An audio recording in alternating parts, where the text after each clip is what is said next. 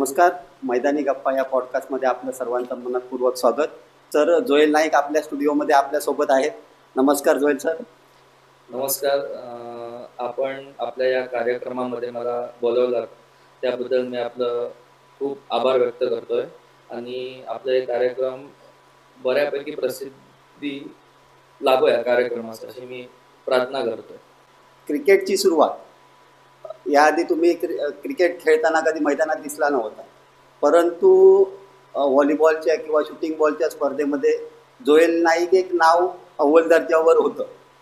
त्यानंतर अचानक क्रिकेटमध्ये पदार्पण, यामागचं काही कारण? म्हणजे तुम्ही जे पाहिलं ते बोलतायत. खरं तर क्रिकेट हा माझा पहिला खेळ होता आणि मी जेव्हा कॉलेजमध्ये होतो तेव्हा मी, रोहन आणि सचिन पाकाळे असे आम्ही तिघजण खेळायला भरपूर ठिकाणी जायचो.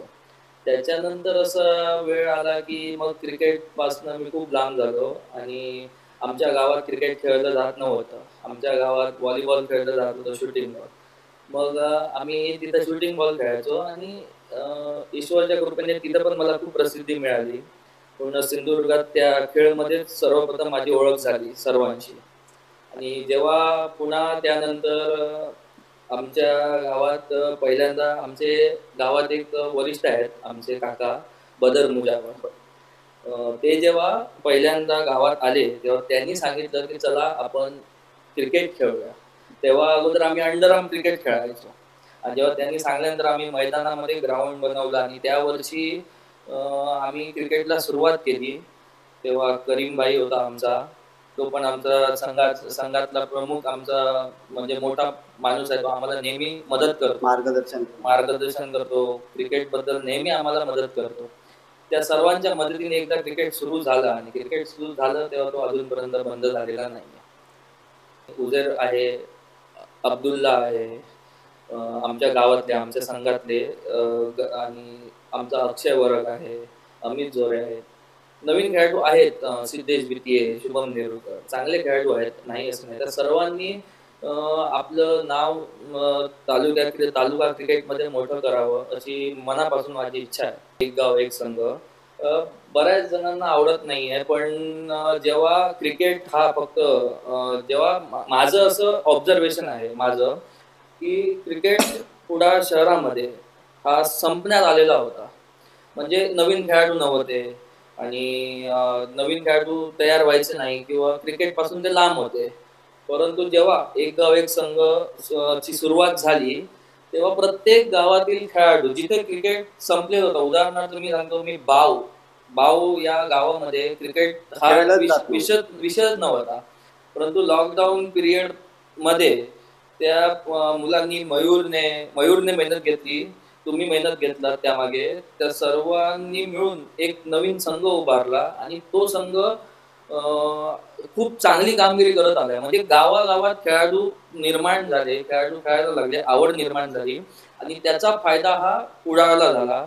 किंवा TTMN कुडाळची जी लीग होते त्यामध्ये आपल्याला बरेच नवीन खेळाडू दिसायला लागले.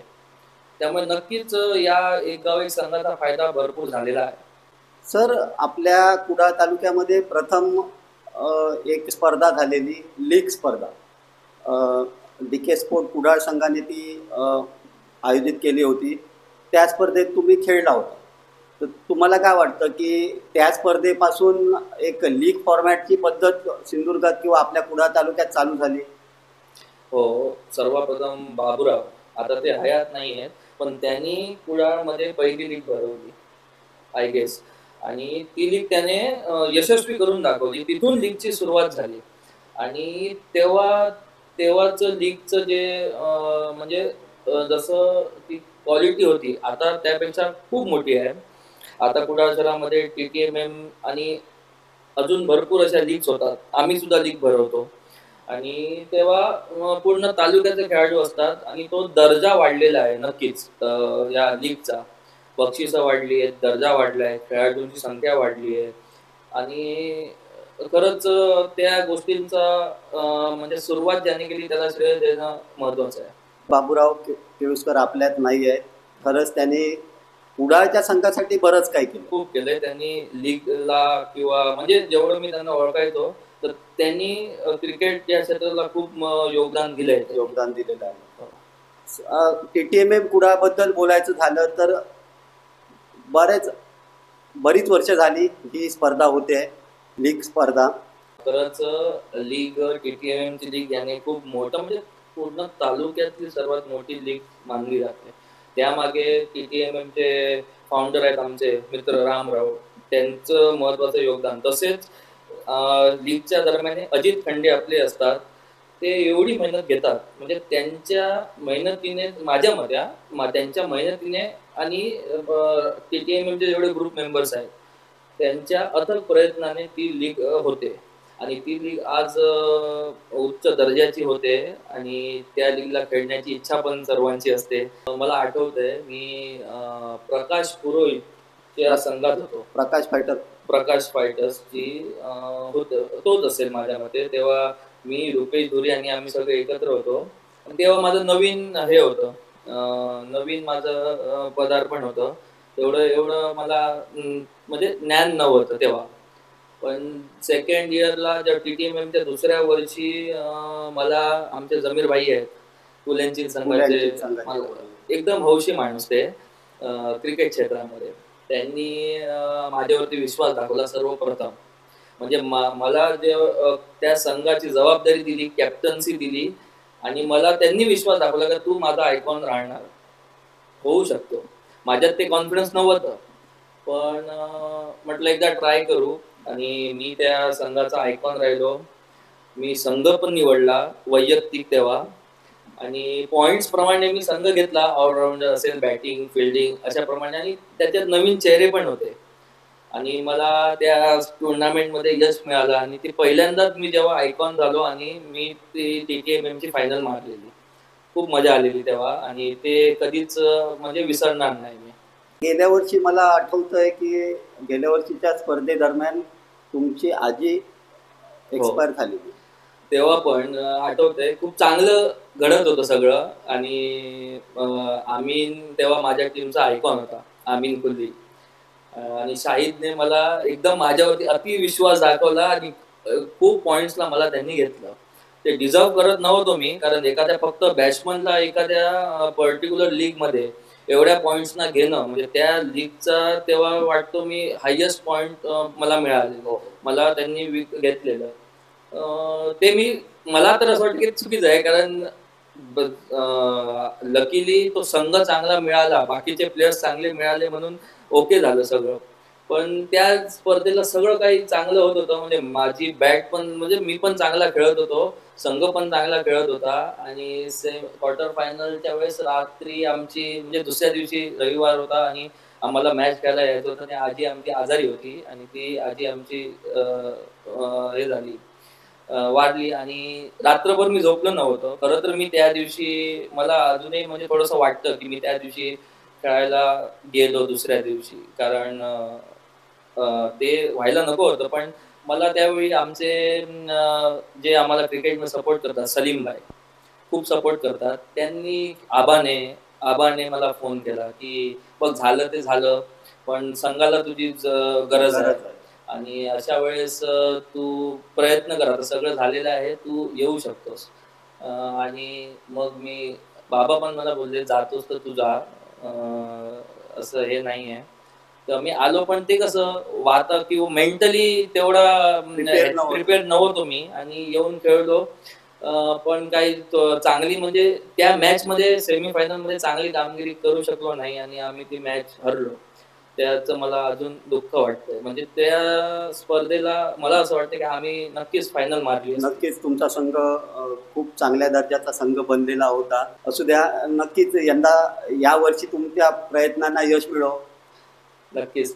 सर, तुम्ही दुर्गावाड नेरूर मध्ये एक लीग भरवता.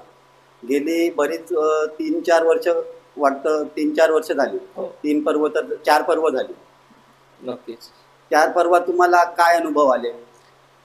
ती लीग म्हणजे आमचं स्वप्न मुळात म्हणून, कारण आता गाव एक उत्सव म्हणून ती लीग साजरा करतो. तिथं 4 दिवस 3 दिवस काय असतील ते सर्वांची मेहनत असते, पूर्ण गावातील लोकांची मेहनत असते. आम्ही काय खेळाडू आहोत, आम्ही ते खेळतो, पण ज्यांचे क्रिकेट खेळत नाहीत आमच्या गावातले ते सुद्धा त्या स्पर्धेला पूर्णपणे आपलं योगदान देतात. पैसे खर्च करतात. म्हणजे स्पर्धा भरवणे ही साधी सोपी गोष्ट साधी गोष्ट. नाहीये. फक्त तुमच्याकडे मॅन पॉवर असेल किंवा पैसा जरी असेल तरी होत नाही. पैसा असेल तर मॅन पॉवर लागतो. मॅन पॉवर असेल तर पैसा लागतो. आणि त्या लीगमध्ये सुद्धा आम्हाला स्पॉन्सर पण चांगले मिळाले. त्यांनी पण आम्हाला मदत केली. आमच्या गावातल्या लोकांनी 4 दिवस आणि माझी तरी म्हणजे वैयक्तिक माझं स्वप्न आहे की ती लीग मी अजून नेक्स्ट लेव्हलला घेऊन जाऊ आणि सुरुवातीपासून आतापर्यंत खूप चांगले त्या लीगचे दिवस जात आहेत. खूप चांगले. म्हणजे सुरुवातीला फक्त नेरूर मर्यादित झाली. सेकंड वर्षी मला आठवतंय आम्ही ती लाईव्ह केली आणि थोडेसे प्लेयर पुढातले घेतले. तिसऱ्या वर्षी आम्ही 4 आयकॉन घेतले आणि ते म्हणजे दरवर्षी अपग्रेड आम्ही करत आहोत. यावर्षी आता त्या लीगचं आमचं म्हणजे महत्त्वाचा कार्यकर्ता अम्मार तो आता काहीतरी आयडिया करेल की यावर्षी आपण काय नवीन करू. तर नक्कीच आम्ही ते नवीन करू आणि म्हणजे एंटरटेनमेंट आमचं मेन मुद्दा आहे की प्रेक्षक खुश झाले पाहिजेत, खेळाडू खुश झाले पाहिजेत आणि लीगमध्ये आल्यावरती असं वाटतं कामा नये त्यांना की अरे काय आम्ही काय खेळलो, मजा नाही आली. तर आम्ही पूर्ण एन्जॉय ती करतो आणि सर्वांना एन्जॉय करायला लावतो. तर चालू आहेत आमचे प्रयत्न आणि लवकरच 2 महिन्यात आमचं यंदा पण लीग होणार आहे, मोठी होईल. त्यामुळे आम्ही त्याप्रमाणे प्रयत्न चालू आहेत. यंदा जिल्ह्यातील काही खेळाडू बघायला भेटतील स्पर्धेमध्ये. जिल्ह्यातील काही खेळाडू म्हणजे आयकॉन्स चालू आहेत घ्यायचं, पण त्यांची अवेलेबिलिटीवरती पण गोष्ट आहे की ते अवेलेबल असतील किंवा नाही. आणि सर्वांची चर्चा करूनच हा डिसिजन घेण्यात येणार आहे. तर अजून चर्चा झालेली नाही. आता थोड्या दिवसांनी चर्चा आमच्या लीगची सुरू होईल, तेव्हा आम्ही ते रिव्हील करू. गेल्या वर्षी सर तुम्ही नेरूर प्रीमियर लीगमध्ये अतिशय सुंदर म्हणजे तुमच्या संघामध्ये 6 फिल्डर होते. बाकीचे प्लेयर तुमच्या टीममध्ये आले नव्हते. मंडळाने तुम्हाला काही प्लेयर चेंज करून दिले. म्हणजे त्यावरही तुम्ही आर्ग्युमेंट न करता ती स्पर्धा जिंकलात. जी स्पर्धा तुम्ही पहिल्या दुसऱ्या फेरीमध्ये बाद होऊ शकणार होता, ती स्पर्धा तुम्ही अतिशय सुरेख खेळ करून ती स्पर्धा अंतिम फेरीपर्यंत जाऊन मया हडकर आमची एक स्पर्धा भरवतो, नेरूर पार प्रीमियर लीग. यावर्षी ती स्पर्धा झाली आणि काय झालं अचानक खेळाडू मॅचच्या दिवशी नाही आले. तर त्यात मंडळाची काही चुकी नाही आहे.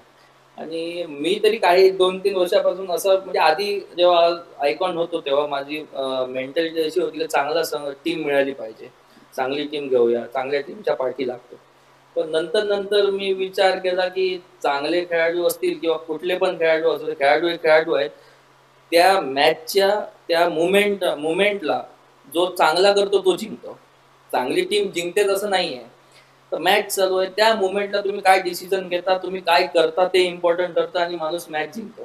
ती थेरी मी त्या स्पर्धेला लावली. कारण 6 जण आम्ही होतो. मी प्रथमेश केळबाय पतू होता, अक्षय वरग होता आमचं आणि 2-3 आमचे अजून प्लेयर्स होते. आम्ही 4-5 जणच त्या संघामध्ये होतो. विशाल गावडे होता आणि आम्ही हेच गोष्ट सांगितली की बघा जे काय करायचं ते आपल्याला करायचं आहे. आपण कोणाला हे सांगत बसायचं नाहीये. तुमच्याने जेवढं होईल ते तुम्ही करा. त्या मुवमेंटला काय करतोय आपण, खेळाडू कोण पण असू दे, एक बॉलमध्ये 6 पाहिजे. खेळाडू कोण पण असू दे, त्या दर्जाचा असू दे, तो 6 मारला तर मॅच जिंकलो आपण. म्हणजे त्या मुवमेंटला तुम्ही काय करता हे महत्वाचं ठरतं.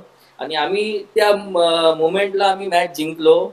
सेमीफायनलला आम्ही सोहेलचा संघ खूप चांगला होता. सेमीफायनलला आम्ही त्यांना हरवलं आणि फायनलमध्ये गेलो. त्यामुळे आणि फायनल आम्ही हरलेलो ती 2 नंबर आम्ही त्या स्पर्धेला मारलेला. पण आमचा संघ आम्ही लहान लहान मुलं घेतलेली. म्हणजे त्या दिवसाला जी पोरं तिथं अवेलेबल होती मंडळाची, आम्ही सांगितलं द्या आम्हाला काय हे प्रॉब्लेम नाहीये. असेल ते नशिबात होईल आणि लकीली आम्ही ती स्पर्धेची फायनलमध्ये आम्ही रनरअप झालो त्या स्पर्धेला. खूप मजा आलेली तेव्हा. सर हेच गेम स्पिरिट आहे. बऱ्याच वेळा काय होतं की माझा जो खेळाडू आला नाही, आर्ग्युमेंट कुठल्या गोष्टीवर होते की माझा जो खेळाडू आला नाही त्या कॅटेगरीचा मला बदली प्लेयर द्या.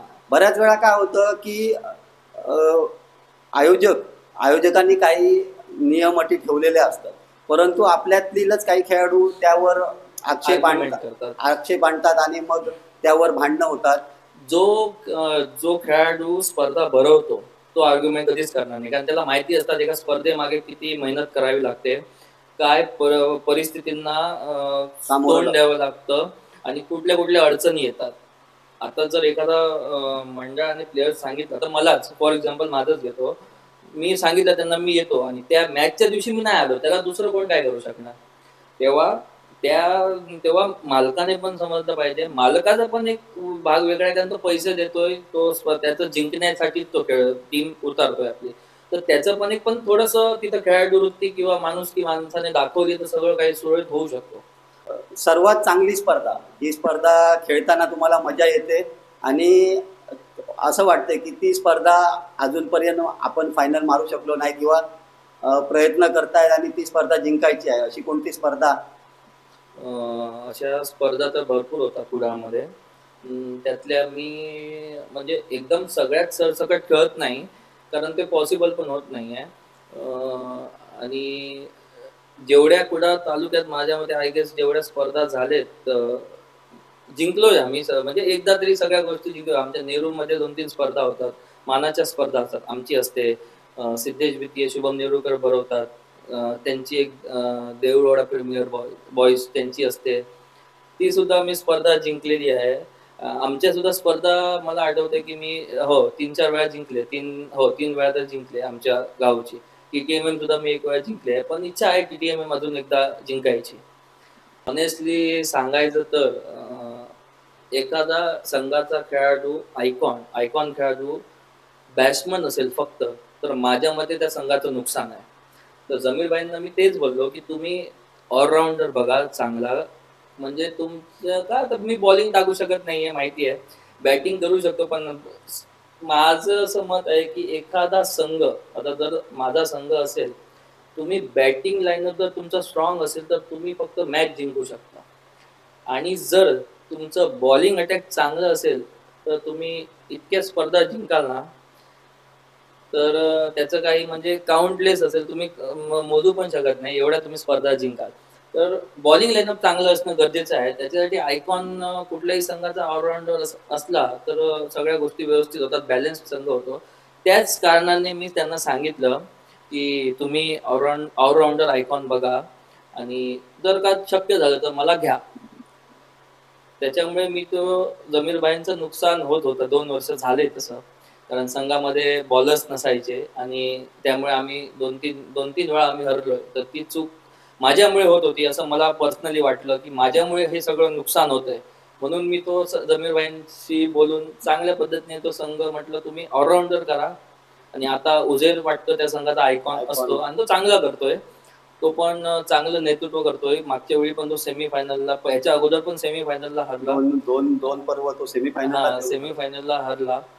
पण नक्कीच तो सुद्धा यावर्षी नक्कीच काहीतरी करेल, जिंकवून देईल आपल्या संघाला. तालुक्यातील दुसरी प्रीमियर लीग स्पर्धा, Kargil premier league, DP Gawas यांनी आयोजन केलं होतं. ती पहिली म्हणजे अशी लीग फॉर्मॅट झालेला चालू, परंतु तेव्हा डीपीने ती स्पर्धा भरवलेली. मला आठवते आम्ही साळगावच्या हॉलमध्ये जाऊन ते नावं वगैरे भरलेली. आणि मी अमय धुरी वाडी वरवडा, ते माजी सरपंच आहेत, त्यांच्या संघात माझी आणि त्याची ओळख नव्हती तेवढी. तेव्हा पहिल्यांदा मी त्याच्या टीमीत खेळलो आणि चांगला खेळ झालेला माझा. आम्ही जिंकत आलेलो आणि झालेलं काय, तेव्हा ओपनची कुठेतरी टुर्नामेंट होती संदीप मेस्सीची कलमटला आणि आम्हाला रविवारच्या दिवशी तिथं जायचं होतं. तेव्हा तिथं पण आम्ही फायनल मारली आणि इथं त्या संघाने, म्हणजे मी नसताना त्या संघाने फायनल मारली. तेव्हा अजय माझ्या बरोबर होता, त्याने पण खूप चांगला खेळ केलेला आणि जिंकवून दिलेला. ती खरंच खूप छान स्पर्धा डीपीने त्याने भरवलेली आणि मजा आली ती स्पर्धा खेळायला. सर, तुम्ही गोलंदाजीबद्दल सांगितलं की तुम्ही प्रॉपर फलंदाजी करता म्हणून तुम्ही एखाद्या संघाचा आयकॉन राहत नाही. तुमचं नक्कीच बरोबर आहे. गोलंदाज म्हणून सिंधुदुर्गात किंवा आपल्या कुडाळ तालुक्यात अंकुश बांबार्डेकर यांचं नाव अव्वल दर्जावर घेतलं जातं. अंकुशबद्दल तुमचं काय म्हणणं? अंकुश खूप जुना खेळाडू आहे आणि त्याने सिद्ध केलेलं आहे आपल्याला. स्वतःला त्याने सिद्ध करूनच तो एवढ्या वरच्या लेवलला खेळतोय. सुरुवातीला जेव्हा तो म्हणजे मी बघायचो फक्त, मी मॅचेस बघायचो, खेळायला जात तेव्हा तो मोठमोठ सांगा फ्रेंडशिप चॅनलमध्ये खेळलाय तो, रोहित स्पोर्ट्समध्ये खेळलाय, म्हणजे सिंधुदुर्गाच्या टॉपच्या संघामध्ये तो अंकुश बांबर्डेकर हे नाव असायचंच. आणि तेव्हा त्याची बॉलिंग म्हणजे तो टाकायचा पेस होता त्याच्याकडे, ब्लॉक्स होते, म्हणजे एवढी चांगली गोलंदाजी करायचा की त्याला खेळणं आता कसं आहे, आता त्या वय झाले थोडंसं आणि थोडासा फिटनेस इश्यू असल्यामुळे त्या लेवलची नव्हे, अजूनही चांगलीच करतो तो, पण ती लेवल मॅच माणूस तो करू शकत नाही. पण अजूनही तो जर म्हणजे स्वतः जर ठरवेल तर नक्की तो अजूनही चांगला करू शकतो. आणि करत आलाय तो, त्याच्याकडून म्हणूनच अपेक्षा आहेत. आणि आणि तो ठरवणार, म्हणजे तो ठरवतो, तो करतो अंकुश, आणि नक्कीच तो चांगला करेल. अंकुश बांबार्डेकर आणि कुडाळ संघ याच्यात काही दुरावा आहे का? एक गोलंदाज म्हणून जर बघितलं तर तुमच्याकडे एक गोलंदाज म्हणून एक सोहेल शेख आणि श्रीकांत गावकर, याच्या व्यतिरिक्त तुमच्याकडे बॉलर, प्रॉपर गोलंदाजी करणारा गोलंदाज तुमच्या संघात नाहीये. मग तुम्ही अंकुशचा विचार का करत नाही? नाही, असं नाही आहे. गेल्या वर्षी तुम्ही जर तालुक्याच्या स्पर्धा पाहिल्या असतील, गोव्यामध्ये जास्त होतात तालुका लेवलच्या, तर सगळ्या स्पर्धांमध्ये अंकुश होता, आहे, अजूनही असतोच तो. दुरावा असं काहीच नाही आहे. काही सांगायच्या गोष्टी असतील त्या, कोणाला तरी वाटत असेल की असं दुरावा आलाय किंवा हे नाही. जिथं जेव्हा स्पर्धेचा विषय येतो की आपल्याला अमुक अमुक ठिकाणी जायचं आहे, तेव्हा अंकुशला आमचा कॉल असतो. आणि अवेलेबिलिटीचा पण विषय असतो, कधी कोणाला काम असतं किंवा काय, तर सांगतो. पण अंकुश आम्हाला नाही म्हणून सांगत नाही. आमच्या गरजेच्या वेळी तो नेहमी तिथे उभा असतो आणि आम्ही त्याला बोलवतोच.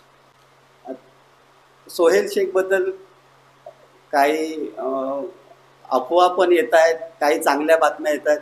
अफवांकडे नंतर लक्ष देऊया. सोहेलला एका मोठ्या संघातून ऑफर आलेली होती, काही कारणास्तव त्याने नकार दिलाय, ही बातमी खरी आहे का? याबद्दल थोडंसं मला कमी माहिती आहे, कारण तेवढं माझं आणि या विषयावर सोयीशी बोलणं नाही झालं. आणि तो टॅलेंटेड खूप आहे, खूप म्हणजे खूप. आपल्या कुडाळ तालुक्यामध्ये तो अव्वल दर्जाचा खेळाडू आहे आणि सिंधुदुर्ग लेवलला सुद्धा तो त्याच दर्जामध्ये मोडतो. ऑलराऊंडर आहे, त्याच्या ताकदीचा अंदाज त्याला बघून लावता येत नाही. मिस्टर 360, पूर्ण ग्राउंड खेळायची क्षमता, आणि तसंच बॉलिंग चांगली टाकतोय, फिल्डिंग चांगली आहे, म्हणजे डेडिकेशन लेवल त्याचं खूप भारी असतो मैदानात. अजूनही क्रिकेटचं म्हणजे काही गोष्टी, तर भरपूर गोष्टी त्याला समजायच्या आहेत. आणि तो जसं जसं तो क्रिकेट खेळणार तसं तसं तो शाईन करणार, हे नक्की आहे. कुडाळचा संघ गेल्या वर्षी बऱ्याच तालुकास्तरीय स्पर्धा खेळलाय. यशोदा वॉरियर्स म्हणा, कीर्ती स्पोर्ट्स मोरे म्हणा. तुम्हाला तुमचे ओनर्स बॅक करतायत प्रत्येक गोष्टीला. एवढे स्पर्धा तुम्ही मोठमोठ्या स्पर्धा खेळताय, त्या स्पर्धा तुम्ही अपयश झालंय तुमचं, तरीही तुम्हाला तुमचे स्पॉन्सर सपोर्ट करतायत. फलंदाजीत कमी पडताय, गोलंदाजीत कमी पडतायत, की नेतृत्व सगळ्यात महत्वाचं आहे? ते नेतृत्व. मागील स्पर्धा आपण बघितल्या असाल तर आम्ही कमी पडतो, म्हणजे त्या मॅच मध्ये सगळ्याच गोष्टींमध्ये कमी पडलं. कधी बॅटिंग चांगली होती तर बॉलिंग चांगली होत नाही, बॉलिंग चांगली झाली तर बॅटिंग होत नाहीये. तर ती गोष्ट समजण्याची गरज आहे. आणि राहिला विषय स्पॉन्सरचा, तर आम्हाला नक्कीच प्रशांत मेस्त्री यशोदा फर्निचरचे मालक, चांगले मित्र आहेत आमचे, आणि त्याच्यामुळेच आम्ही स्पर्धा खेळतोय. जेवढ्या तालुक्याच्या स्पर्धा झाल्या त्यानेच आम्हाला खेळवलंय. अजून कुडाळमध्ये स्पॉन्सर नाहीये, कृष्णा धुळे आणि ते, आणि कुडाळमध्ये स्पॉन्सरची मी म्हणतो कमी आहेच. आणि त्याच्यामुळे त्याने आम्हाला एवढं बॅक केलंय. तो बोलतो ना, आमचं बोलणं होतं तेव्हा तो बोलतो, माझी पोरं खेळू दे, काय नाही, मजा करून येऊया. पण मला ते आवडत नाहीये. तुम्हाला सांगू तर खरं तर मला तसं आवडत नाही, कारण एवढा जर एखादा व्यक्ती आपल्यावरती विश्वास दाखवत आहे आणि तो पैसे पण खर्च करतोय, एखादी स्पर्धा खेळायला स्पॉन्सरला कमी खर्च येत नाहीये खेळवायला. तो इथून गोव्याला जाण्याचा खर्च आहे, तिथे जेवणाचा खर्च आहे, तिथे एंट्री फी 10,000च्या खाली नाहीये. आणि अशा वेळेस जर आपण एखादा स्पॉन्सर आम्हाला मोठी स्पर्धा खेळवतो तर आमचं कर्तव्य आहे की त्याला कुठे ना कुठेतरी जिंकायचं सोडा, चांगलं खेळ करून त्याला तरी वाटलं पाहिजे पोरं आपली मेहनत करतायत. पण ते आमच्याकडनं होत नाहीये. नाही झालं. मागच्या वर्षी सुद्धा नाही झालं तसं. आणि त्याने खूप खेळवलं. मांजरेम सुद्धा खेळवली आम्हाला. 50,000 तेव्हा एंट्री होती. त्याने मांजरेम सुद्धा खेळवली त्यांनी आणि कृष्णा धुरेंनी. पण आम्ही एक पण मॅच जिंकलो नाही. त्या गोष्टीचं मला खूप वाईट वाटलेलं खरं तर. खूप म्हणजे खूप वाईट वाटलं. तेव्हा संघ निवड केलेली आम्ही चांगला संघ होता. पण तेव्हा काहीतरी म्हणजे प्लेयर्सना तेवढी सिरियसनेस नव्हती किंवा काही असेल. पण ते आम्ही म्हणजे खूप बेकार पद्धतीने हरलेलो तिथं. आणि तरी सुद्धा तो यावर्षी पण सांगतोय आपण तुम्ही घाबरू नका, आम्ही खेळू. घाबरायचं कारण नाही. घाबरतोय त्या गोष्टीसाठी का आमचा परफॉर्मन्स होत नाहीये. आणि जर परफॉर्मन्स वारंवार नाही होत आणि कोणतरी आपल्यावरती पैसे खर्च करतोय तर मला ते आवडत नाहीये. पर्सनली माझं सांगतोय मी, की मला ते आवडत नाहीये. त्याच्यामुळे मी त्याला सांगतो, की बघ चांगले खेळत असतील तर संघ टाक किंवा तुझ्यावरती आहे ते. पण तो खूप त्याने आमच्यावरती विश्वास दाखवला मागील 2 वर्षात. मागच्या काही काळात कुडाळ तालुक्यात खूप चर्चा झाल्या. कुडाळ संघाचा कर्णधार बऱ्याच वेळा बऱ्याच जणांची नावं समोर आली, म्हणजे लिडरशिपमुळे मागे पडतो. यावर तुमचं काय मत आहे? नाही, खरं बोलला अंकुश. लीडर सध्या तरी कुडाळमध्ये कोण लीडरशिप घेत नाहीये. आणि संघ जेव्हा उतरतो मैदानात तेव्हा कॅप्टन एक असला पाहिजे, माझं असं मत आहे. ओपिनियन सगळ्यांचे घेतले पाहिजे, पण डिसिजन एकानेच घेतला पाहिजे. तर आपण खेळतोय संघामध्ये तेव्हा प्रत्येकाचं विचार मांडून घेतले पाहिजेत. तर मला असं वाटतंय, तुला असं वाटतंय, काय कोणाला असं वाटतंय. पण डिसिजन घेणारा एक असायला हवा असं माझं मत आहे. आणि तिथं डिसिजन घेणारा एक कुडाळ संघामध्ये असं एक नाही आहे. खरी गोष्ट आहे ती. आपण ह्याच्यात आता ही गोष्ट मी सांगतोय तर मी ट्रोलही होऊ शकतो कदाचित, पण खरं आहे ते. खरी गोष्ट ती मी खेळतोय त्या संघामध्ये. मला असं वाटतंय की डिसिजन मेकर कोणी नाहीये संघामध्ये. जर एकाने डिसिजन घेतला तर दुसऱ्याला पटत नाहीये. ती कुठेतरी ती गोष्ट बदलली पाहिजे. भलेही चुकीचं डिसिजन असू दे, पण बॅक जर तुम्ही तुमच्या कॅप्टनला करणार, तेव्हाच तो पुढे काहीतरी म्हणजे तो चुकलेलं तो मान्य करणार की माझं चुकलं. स्पर्धा आपण खेळतो आणि लीडर पण संघामध्ये लीडरशिपची पण खूप कमी आहे. पण थोड्या चुकानेच माणूस सुधारतो. यावर्षी पण खेळ अजून आहे. आता मांजरेमला पण आमचा संघ टाकलाय.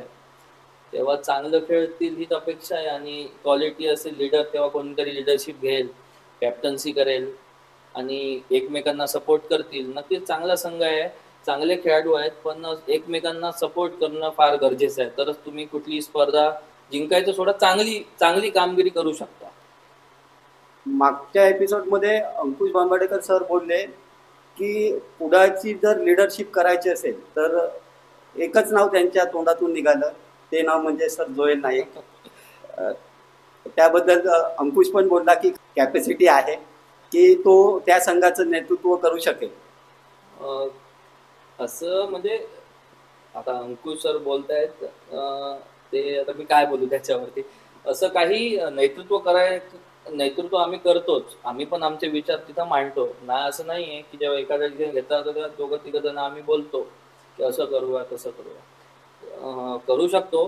पण माझ्याबरोबर अजूनही आहेत. अजूनही ते कॅप्टन्सी आहेत. मला म्हणजे चांगले चांगले पोरं तिथं डिसिजन त्यावेळेला घेणारी पोरं पाहिजेत आणि घेतात. आहे सोनू कानडेचं पण नाव मी घेतो की तो सुद्धा नेतृत्व करू शकतो, चांगला करतो. कारण तो गेममध्ये असतो. गेम रीडर चांगला आहे तो. कधी काय करायचं तो पटकन डिसिजन घेऊ शकतो. ते पॅनिक होत नाही. एखाद्या वेळेस परिस्थिती आपल्या नुसार नसते, विरोधात असते. त्यावेळी डिसिजन घेणं महत्त्वाचं असतं आणि तो डिसिजन कोणाला पटतो कोणाला नव्हे. आणि अशा वेळेस बॅक करणं खेळाडूंना खूप गरजेचं आहे. किंवा आपल्या संघ कर्णधाराला बॅक करणं कठीण आहे. तू घे. कारण अशा गोष्टी म्हणजे मी ऑब्झर्वेशन करतो. गोपाळ भटा डिसिजन आता त्या संघामध्ये मी तुम्हाला सांगतो की दाजी दाजी नाईक आहे. तो सुद्धा आपल्या गावाचा कर्णधार आहे किंवा आयकॉन खेळाडू आहे तो सिंधुदुर्गाचा. दाजी दुरत आहे, सँडी गुंडेकर आहे आणि बबल, समीर म्हणजे टॉप ते गणेश कुबल. टॉपचे खेळाडू आहेत, म्हणजे ते स्वतः डिसिजन घेऊ शकतात तिथं. पण पण जेव्हा गोपाळ डिसिजन घेतात तेव्हा कोणीही काही बोलत नाही. मग तो डिसिजन तो एखाद्या वेळेस असं होत नाही, खूप कमी वेळास तो डिसिजन चुकीचा ठरतो, पण ते घेतात, ते चुकीचा डिसिजन घेऊन त्याला बरोबर करतात.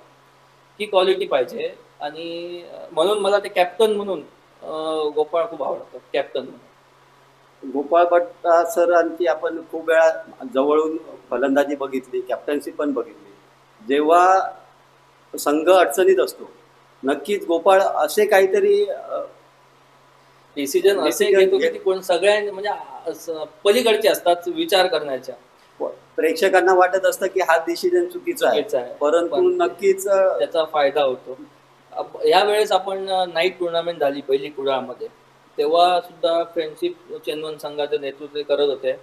संघ फसलेला, कारण थंडी होती, बॉल ट्रॅव्हल करत नव्हता, खालनं सिंगल डबल रन्स होते, रन्स खूप कमी झालेले. आय थिंक गोवा बरोबर किंवा गणेश कुबल बरोबर मॅच होती त्यांची, सावंतवाडीचा संघ होता, पुण्याचे प्लेयर्स होते. तेव्हा त्यांनी समीर वेंगुर्लेकरला पाठवलं, जिथं चांगल्या एकदम पॉवरफुल ताकदवर लोकांचे सिक्स जात नव्हते, तिथं त्यांनी समीरला पाठवून समीरने एन मोक्याच्या ठिकाणी 2 सिक्स मारले. म्हणजे त्याने क्षेत्र निवडलं जवळचं आणि त्याने तो प्रयत्न करून 2 सिक्स मारले आणि मॅच मध्ये ते आले आणि मॅच जिंकली. म्हणजे हे डिसिजन आपण तिथं सामान्य माणूस नाही घेऊ शकला असता, की अरे दाजीचे सिक्स जात नाहीयेत किंवा दाजी दुरजचे सिक्स जात नाहीयेत आणि समीरला आपण तिथं का पाठवायचं.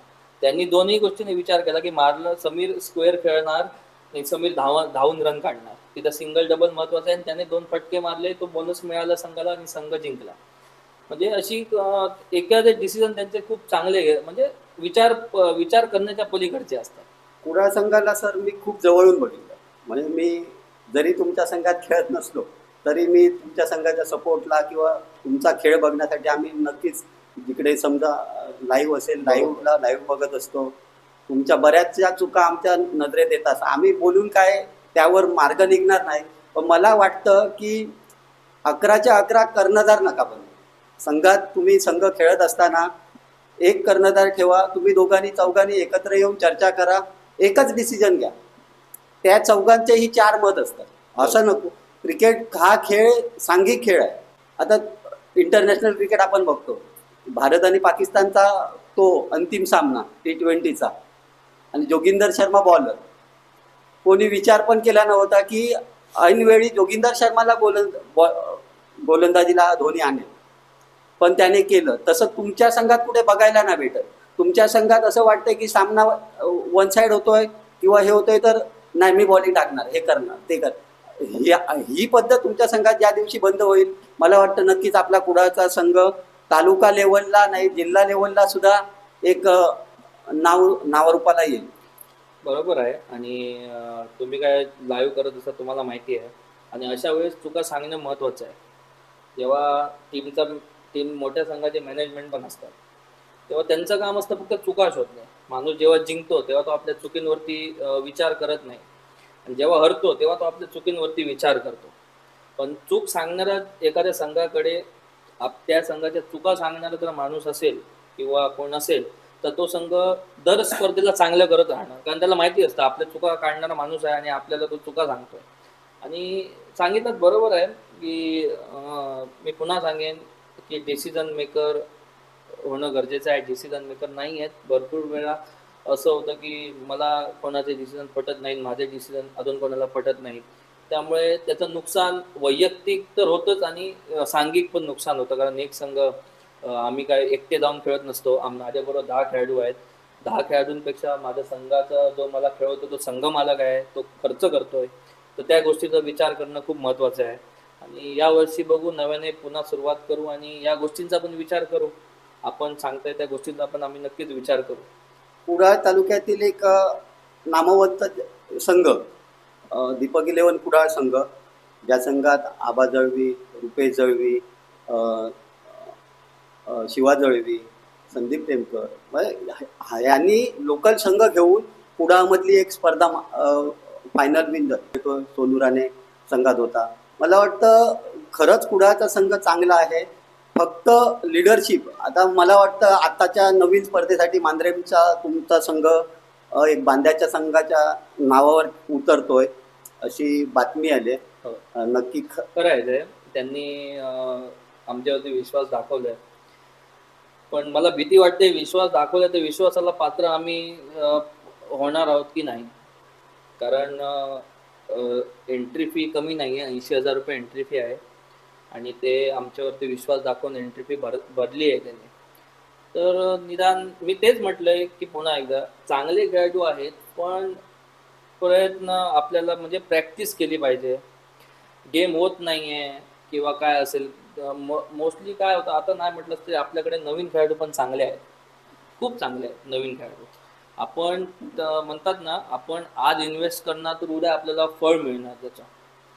आज नवीन खेळाडूंना आपण संधी दिली तर ते पुढे अजून 1-2 वर्षानंतर ते तुम्हाला बॅक करणार. आज आपण त्यांना बॅक केलं तर नवीन खेळाडूंचा पण विचार आपण केला पाहिजे. पण नवीन खेळाडूंनी सुद्धा इन द एंड हाच विषय येतो की नवीन खेळाडू प्रॅक्टिस करतायत, जुने खेळाडू प्रॅक्टिस करतायत. प्रॅक्टिसवरती खेळा, तुम्ही प्रॅक्टिस करा. तुम्ही जर तुमचं नाव आम्हाला समजा आम्ही कुणाचं नाव सुचवतोय तर तुम्ही त्यामागे मेहनत केली पाहिजे. तुम्ही चांगलं नाही खेळाल तर तुम्हाला कशाला कोण घेणार संघामध्ये. तुम्ही तुम्ही सोनू राणेचं नाव घेतलात तेव्हा ती स्पर्धा मला आठवते अंकुशला त्याने 2 6 मारले आणि आम्हाला त्या मॅच मध्ये त्याने कमबॅक करून दिलेलं फायनलमध्ये. त्याचा नेक्स्ट लेवल गेम होता. तेव्हा एकदम म्हणजे त्याच्याकडे खेळाची कमी नाही आहे, चांगलाच खेळतो, पण कधी कधी खूप घाई करतो. मला असं वाटतंय, त्याला आवडेल न आवडेल आता मी बोलतोय तुमच्याशी, पण कधी कधी तो खूप घाई करतो. तो आपली ताकद स्वतः समजून घेत नाही. माझं म्हणजे मी जेवढं त्याला चांगला मित्र आहे तो माझा, त्याची ताकद तो स्वतः समजून घेत नाही. तो काहीतरी नवीन शिकण्याच्या ह्याच्यामध्ये तो पडतो, पण त्याला माहिती नाही की त्याच्याकडे काय ताकद आहे.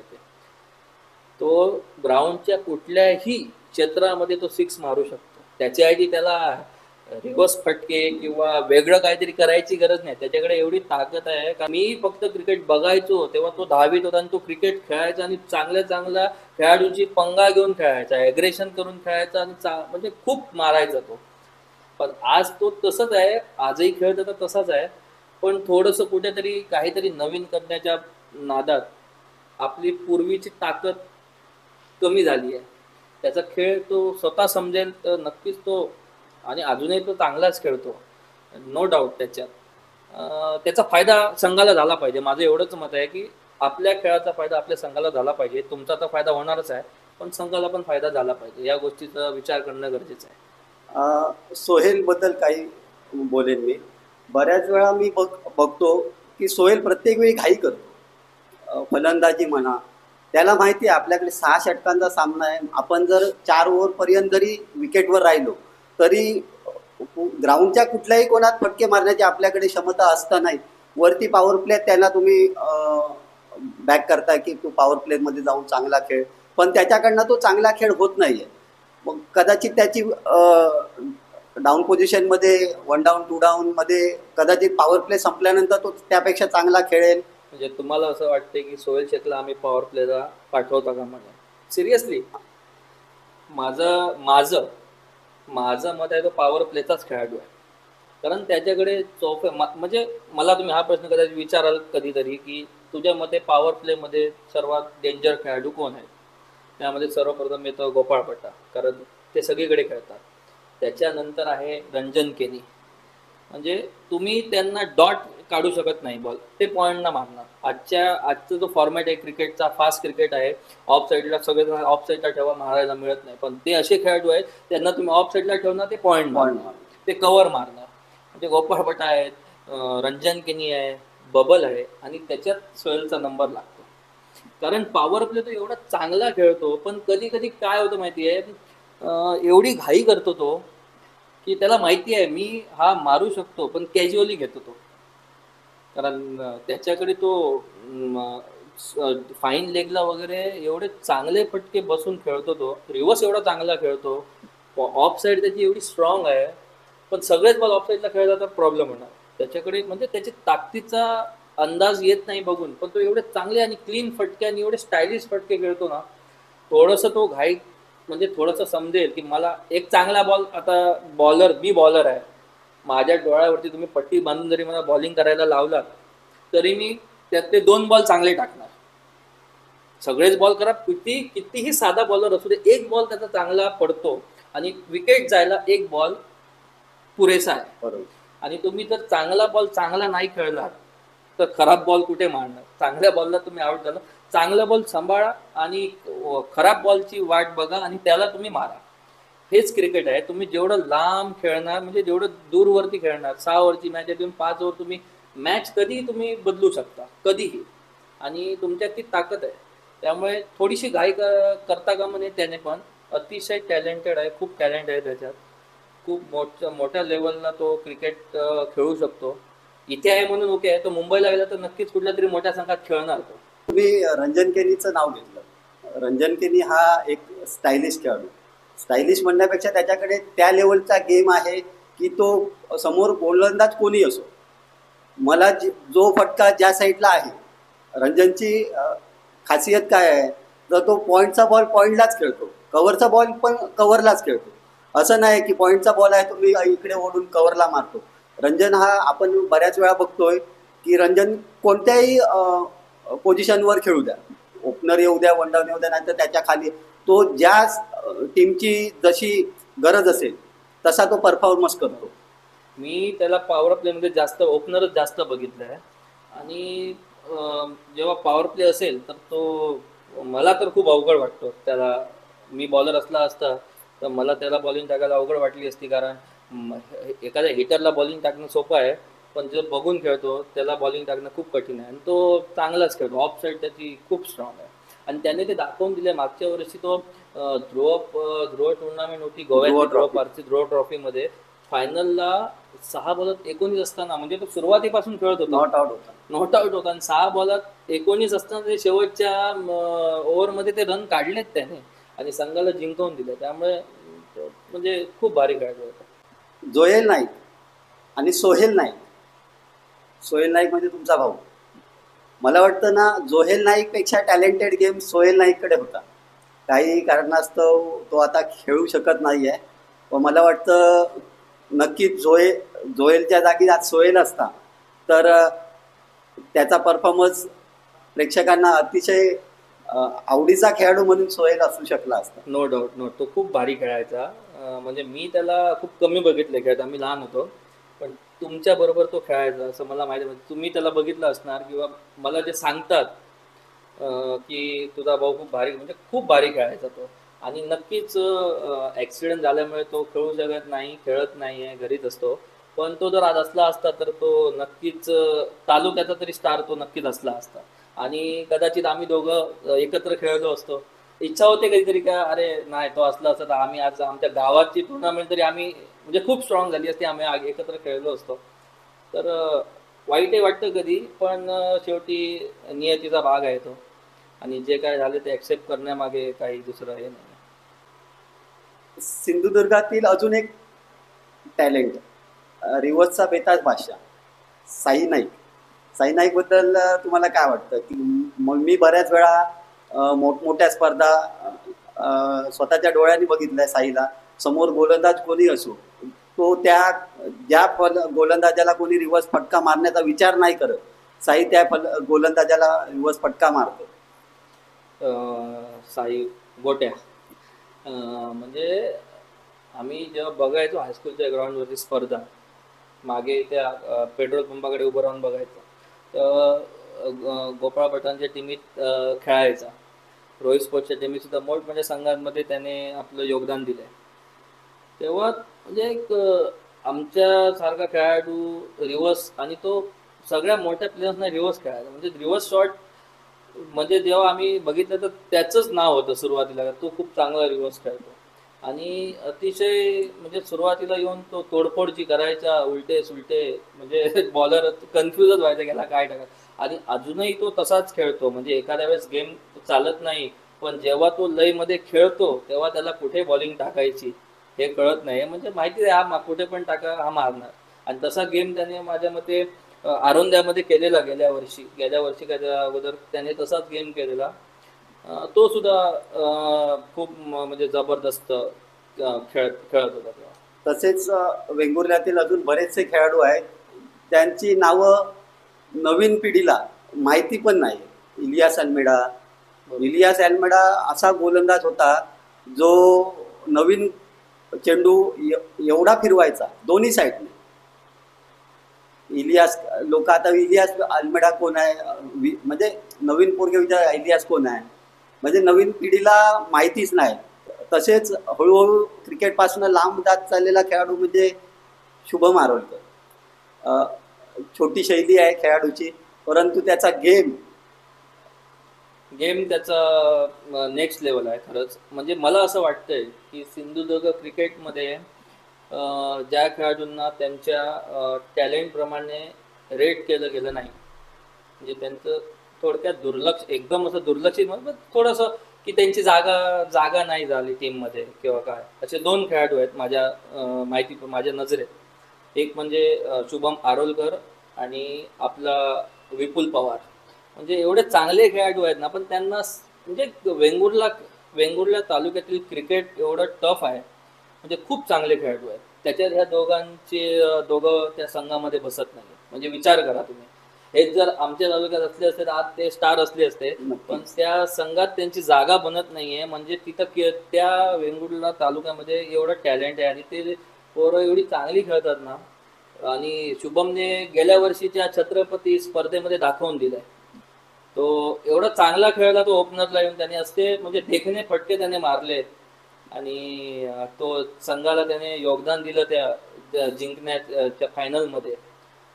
मला ते दोघे पर्सनली मला खूप आवडतात. ते विपुलचा जो डाऊन दी ग्राउंड शॉट पुढे येऊन जो तो खेळतो तो मी तर बघितलं नाही कधी तो फेल गेला त्या शॉटमध्ये. खूप म्हणजे बरं वाटतं त्यांना खेळताना बघून. छत्रपती चषकाचा उल्लेख झाला. आपण बरीच वर्ष छत्रपती चषक खेळतो. मला वाटतं आपण 2 वर्ष कदाचित एकाच संघामध्ये TTMM कुडाळ संघात आपण एकत्र खेळलो पण होतो. एका वर्षी तर आपल्याला सेमीफायनलला आपण हरलो. त्या स्पर्धेबद्दल काही आठवणी? सिंधुदुर्गातल्या खेळाडूंसाठी ते वर्ल्ड कप आहे आपलं छत्रपती चषक. म्हणजे आणि मला ना त्या स्पर्धेबद्दल खूप काही सांगायचं आहे कारण खरंच म्हणजे छत्रपती चषकात मंडळाचे जे आहेत लोक आणि आमचा सुधीर पालियेकर म्हणजे एवढी स्पर्धा म्हणजे खेळाडूंसाठी आहे ती. आमच्या सिंधुदुर्गासाठी पर्सनली मला वाटतं ती स्पर्धा आमच्यासाठी आहे कारण आपल्या जिल्ह्यामध्ये एवढ्या स्पर्धा होतात आणि सिंधुदुर्गातील खेळाडूंना वाव देणारी स्पर्धा ती पहिली ती एकच. खूप मोठ्या मोठ्या स्पर्धा सिंधुदुर्गात होतात पण आपल्या सिंधुदुर्गाच्या खेळाडूंसाठी जी स्पर्धा होते ती म्हणजे छत्रपती चषक. बाकी नाही. आता त्या स्पर्धेमध्ये अपग्रेड आलंय बाहेरचा आयकॉन. खूप चांगली गोष्ट आहे ती. आज सिंधुदुर्गाचे खेळाडू किंवा सिंधुदुर्गाचा संघ महाराष्ट्र क्रिकेटमध्ये टेनिस क्रिकेटमध्ये मागे कुठे पडत असेल तर आमच्या फॉर्मॅटमुळे. आपल्या इकडच्या लोकांना सिंधुदुर्गातील माझं वैयक्तिक मत आहे सिंधुदुर्गातील पोरांना मोठं करायचं नाही आहे आणि छत्रपती चषक ते सिंधुदुर्गातील खेळाडूंना मोठं करते. दरवर्षी तुम्हाला काही नवीन चेहरे त्या स्पर्धेमधनं निघत आहेत. आज मला सांगा आज आपल्या जिल्ह्यामध्ये किती स्पर्धा झाल्यात. नाईट स्पर्धा किती झाल्यात. आपली देवगडची खूप मोठी स्पर्धा होते आनंदवाडी मानाची मिडबाव मानाची. गेल्या वर्षी यंगस्टार क्रिकेट देवगडची स्पर्धा झाली ती सुद्धा मानाची स्पर्धा. यावर्षी परत बापर्डेची स्पर्धा लागली देवगड 2.5 लाखाची ती झाली. आपली लाजरीची कुडाळमध्ये झाली आणि त्याच्यात कलमट एक संदीप भाईंची एक स्पर्धा झाली आणि त्याच उपसरपंच आहेत त्यांचं मला नाव आता आठवत नाहीये त्यांनी गावडेवाडी स्पर्धा भरवली. नाईटच्या स्पर्धा झाल्या. या सर्व नाईटच्या स्पर्धांमध्ये आपल्यासाठी आमच्या सिंधुदुर्गासाठी फक्त 2च स्पर्धा होत्या. फक्त 2. एक संदीप मेस्त्रींची आणि गावडेवाडीतली स्पर्धा. कारण बाकीच्या स्पर्धा आम्ही फक्त बघू शकतो आम्ही खेळू शकत नाही कारण त्याची लेवल एवढी हाय करून ठेवली. आणि मग बोललं जातं की सिंधुदुर्गात खेळाडूच कुठे आहेत. पण सिंधुदुर्गाच्या खेळाडूंसाठी तुम्ही काय केलं. जर या स्पर्धा आता रायगडचे खेळाडू मुंबईचे खेळाडू मोठे का झालेत कारण त्यांच्यासाठी स्पर्धा भरवल्या जातात. आपल्या ग्रामीण स्पर्धा किती मुंबईत होतात रायगडला होतात. खेळाडू आहेत ना त्यांच्याकडे. आज त्यांचे खेळाडू चांगल्या बॉलर्सना मारतात किंवा चांगले बॉलर्स चांगल्या खेळाडूंना खेळायला देत नाहीत. का देत नाहीत त्यांचा फॉर्मॅट अतिशय नीट अँड क्लीन आहे. आपल्या खेळाडूंसाठी ते मेहनत करतात, आपल्या खेळाडूंना ते वर आणायचा प्रयत्न करतात. आपल्या सिंधुदुर्गात तसं होत नाहीये. गोव्याचं मी जास्त लांब जात नाही. गोव्यात बघा तुम्ही, आज जेवढ्या स्पर्धा, आज 10 लाखाची स्पर्धा आहे मांजरेंची, पण ती तालुका लेवलची आहे. तुम्ही 2 आयकॉन घेऊ शकता बाहेरचे, ऑल इंडिया आयकॉन तुम्ही आणा, पण 9 फिल्डर तालुक्याचे ठेवा. म्हणजे तालुक्याचा खेळाडू मोठा नाही होणार का त्याच्यात? नक्कीच होणार. मग या गोष्टी सिंधुदुर्गात पण घडू शकतात. सिंधुदुर्गामध्ये सुद्धा मोठमोठ्या स्पर्धा होतात, पण तो फॉर्मॅट जर असेल, सर्वांना, आम्हाला पण मोठे खेळाडू बघायची इच्छा असते, पण एखाद्या मोठ्या स्पर्धेला आम्हाला सुद्धा खेळायची इच्छा असते, पण आपण नाही खेळू शकत, कारण आपण तेवढे बहरलेले नाही आहोत त्या गेमसाठी. मोठे येऊन खेळतात, जिंकतात, जातात, पण आपण बघण्याच्या पलीकडे काही करू शकत नाही. आणि सपोर्ट असला पाहिजे खेळाडूंसाठी. कारण गोव्यात गेल्यावेळी मी स्वतः बघितलंय, लोकल खेळाडूंना त्यांचं प्रेक्षक एवढं सपोर्ट करतो. गौरेश नागवेकर बॉलिंगचं रनअप जेव्हा घेतो ना, तिथून आरड सुरू होते, तर तो बॉल टाकताना फक्त बंद होतात, बॉल कीपरकडे गेला की परत आरड सुरू होते. म्हणजे अशा जर एखाद्या खेळाडूला, आपल्या लोकल खेळाडूंना सपोर्ट असेल, तर लोकल खेळाडू म्हणणार मी माझं 200% देणार, 100% नाही, 200% देणार, जीव गेला तरी मी आमच्या लोकांसाठी खेळणार. तर या स्पिरिटची कमी आपल्या सिंधुदुर्गात आहे. आणि खरंच छत्रपती चषकात आपण ऋणी झालं पाहिजे की ते सिंधुदुर्गासाठी, सिंधुदुर्गाच्या खेळाडूंसाठी स्पर्धा भरवतात. नक्कीच. खरंच जिल्ह्यामधील एक तोडफोड फलंदाज, नाव सांगायची गरज नाही आहे, त्याच्याबद्दल तुम्हाला काय वाटतं? दर्शन बांदेकर म्हणजे आता तो एवढा म्हणजे आता तो आपल्या पूर्ण म्हणतात ना यशाच्या शिखरावरती आहे. आणि खूप बरं वाटतं त्याला बघून. चांगला व्यक्तिमत्व, चांगला मित्र आहे तो, आणि एवढं बरं वाटतं ना त्याला, म्हणजे असं वाटतं की हा आमची स्वप्न पूर्ण करतोय. कारण तो सगळीकडे जाऊन खेळतोय आणि एवढी लोकांची त्याच्या पाठी हात आहेत ना, की त्यामुळे तो फेल होणार नाही. आणि अजून त्याला देव त्याच्या अजून सर्व इच्छा पूर्ण करू, त्याला अजून वरच्या लेवलला. आणि आमचं स्वप्न आहे की तो ISPL ला खेळला पाहिजे. आम्हाला पण वाटतंय की दर्शन सारखा खेळाडू ISPL खेळावा, पण ISPL चे काही नियम अटी त्यांचे खूप आहेत. पण यंदा तो खेळ, मला असं गट्स फिलिंग आहे की यंदा तो, आणि एकदा खेळला की तो कधीच बाहेर येणार नाही, तो खेळणार. आणि त्याची तळमळ आहे सिंधुदुर्गासाठी. म्हणजे मी जवळून बघितली आहे की तो, म्हणजे एखादा खेळाडू असतो की तो स्वतः मोठा झाला की तो विसरतो, होता तसं, पण तो अजिबात सिंधुदुर्गाला विसरलेला नाहीये. आणि त्याची तळमळ आहे सिंधुदुर्गातील खेळाडूंसाठी. म्हणजे अजूनही तो ना नोटीस करत असतो खेळाडूंना. तो समजा एखादा चांगला खेळाडू असेल तर नोटीस करणार आहे, हा चांगला खेळतो, मग ह्याच्यात जरा हा केलं पाहिजे. कारण मला आठवतंय आमचं जेव्हा उजय मुजावर खेळत होता, टॅलेंटेड आहे, ऑलराऊंडर आहे. मागच्या वेळी तो गावडेवाडी कलमटमध्ये जेव्हा तो बॉलिंग टाकायचा, कॅडबरी मसुरे संघात तो होता, दर्पणच्या त्याने अंडर खेळलेला, शेवटची क्रुशल ओव्हर टाकायचा, चांगली ओव्हर टाकायचा, पण तेव्हा निगेटिव्ह कमेंट्स यायचे की हा बॉलिंग ठोकतोय किंवा थ्रो करतोय. खूप निगेटिव्ह कमेंट्स आले, पण कोणीच काही सांगितलं, कोणी कसं म्हणजे काय केलं पाहिजे, तर हे चुकीचं आहे, म्हणजे हे होणार नाही ते सांगितलं नाही. सर्वांनी निगेटिव्ह कमेंट्स केल्या. आता एखादा 19 वर्षाचा पोरगा नवीन आहे, त्याचं काही चुकत असेल तर आपण त्याला सांगितलं पाहिजे, त्याला इनकरेज केलं पाहिजे की तो आपलं गेम सुधारेल. पण तेच एकदा दर्शनने मला सांगितलं की जो हा बघ, हा पोरगा तुला असं वाटत नाही का थोडंसं ऍक्शन त्याची? तर मी म्हटलं ऍक्शन त्याची थोडीशी वाटते, पण तो म्हटलं नक्कीच सुधारेल ऍक्शन. तर तो बोलला हा खूप चांगला खेळाडू आहे आणि आताच त्याने ना ऍक्शन सुधारली पाहिजे आणि तो पुढे खूप चांगला होणार. आणि मी त्याला ते सांगितलं की बघ, तुला दर्शन सारखा खेळाडू तुला सांगतो की, आणि या वर्षी त्याने पूर्णपणे ऍक्शन बदल करून, म्हणजे त्याने त्या गोष्टीला निगेटिव्ह नाही घेतलं, पॉझिटिव्ह घेतलं. आणि तो आज मैदानात नव्याने उतरला. थोडस त्याच्या पेस मध्ये किंवा त्याच्या व्हेरिएशन मध्ये आपण तो चांगलं व्हेरिएशन करायला लागले आणि आपली ऍक्शन होती, त्याने पूर्णपणे काम केलं या वर्षी. म्हणजे दर्शन ऑब्झर्वेशन करतो आणि तो खेळाडूंना, त्याचा एक इंटरव्ह्यू मला आठवतो, तो बोलला की माझी इच्छा आहे की सिंधुदुर्गाचे खेळाडू बाहेर पडले पाहिजेत, आणि मनापासून त्याची इच्छा आहे की सिंधुदुर्गाचे खेळाडू बाहेर पडले पाहिजे. दर्शन बऱ्याच वेळा आपण बघितलेलं आहे, बऱ्याच स्पर्धांमध्ये दर्शन एकच वाक्य बोलतो की दर्शनला प्रत्येक इंटरव्ह्यूमध्ये कोणीतरी विचारलेलं असतं की तू 5 षटकार मारून 6व्या बॉलला तू का डिफेन्सिव्ह खेळतो. मला जर 6 पाहिजे असतील तर नक्कीच 6 मारणार, कारण तो आपल्या संघाचा विचार पहिला खेळाडूने केला पाहिजे.